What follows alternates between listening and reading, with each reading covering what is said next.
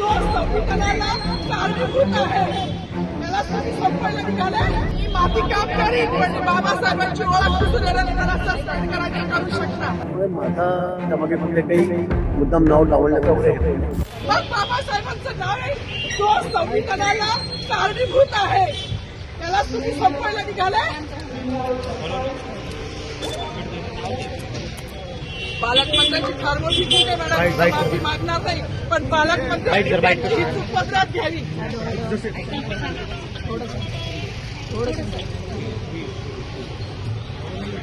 मला मीडियाशी घेणं नाही मॅडम, मला सस्पेंड केलं, मी नारूचे गाड्या उपसीन, मी माती काम करीन पण बाबासाहेबांची ओळख कुठून येणार नाही मला सस्पेंड करायचं करू शकता. मॅडम बाबासाहेबाला संपवायचं काम करायचं नाही. 26 जानेवारी 15 ऑगस्ट मध्ये मी नाही मानत, पण लोकशाही मॅडम तुम्ही सुद्धा संविधानामुळे आहात, पालकमंत्री सुद्धा पालकमंत्री संविधानामुळे आहे. कोणताही जातीभेद नाही, सगळी समानता त्यांनी दिली आहे. बाबासाहेबांचं नाव आता तरी भाषणात येईल, मग तरी भाषणात येईल. ज्या लोक संविधानाला लोकशाहीला कारणीभूत नाही त्यांची नावं वारंवार घेतली गेली. मग जो संविधानाला कारणीभूत आहे तो प्रजासत्ताक दिनाचा जो मानकरी आहे त्याचं नाव भाषणात का नाही.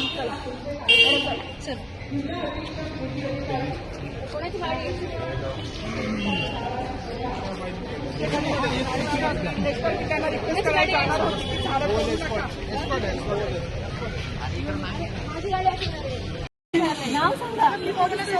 सावर्डेकर सर.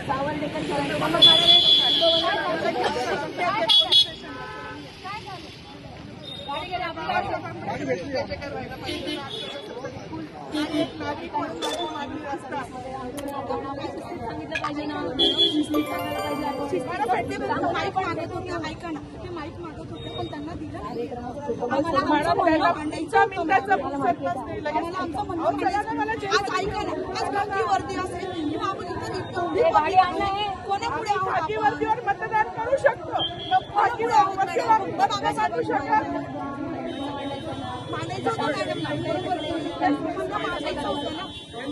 माहीत दिलं नाही गेलं ना त्यांना.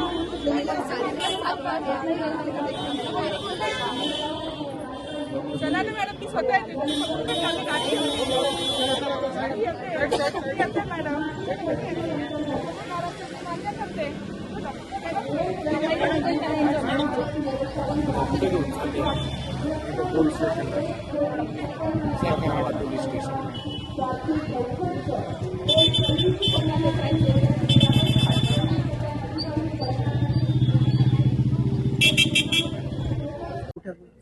आपलं भाषण सुरू होतं प्रजासत्ताक दिनाचं, त्यावेळी आपण बाबासाहेब आंबेडकरांचं नाव घेतलं नाही म्हणून एका महिला कर्मचारी नंतर त्या ठिकाणी गोंधळ घातला होता.